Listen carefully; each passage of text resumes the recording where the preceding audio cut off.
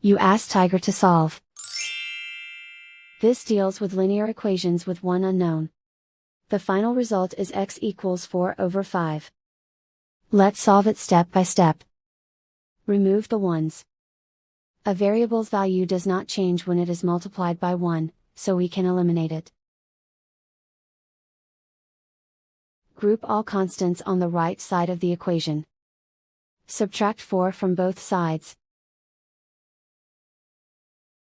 Simplify the arithmetic.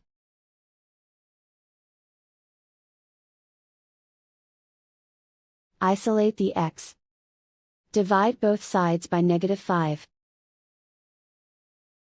Cancel out the negatives. Simplify the fraction. Cancel out the negatives.